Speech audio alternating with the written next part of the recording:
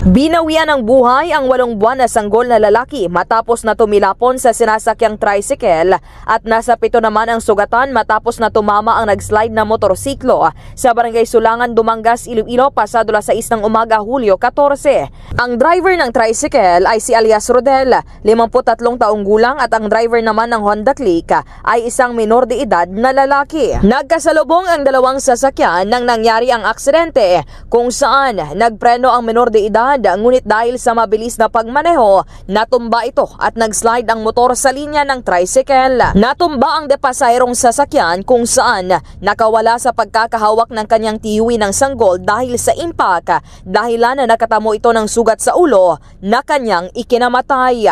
Minor injury naman ang natamo ng iba pang sakay at mga driver.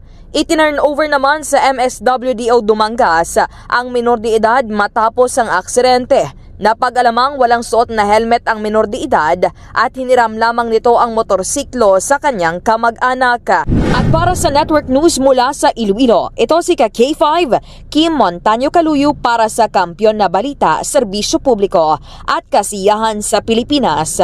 K5 News FM. K5 News FM. News FM.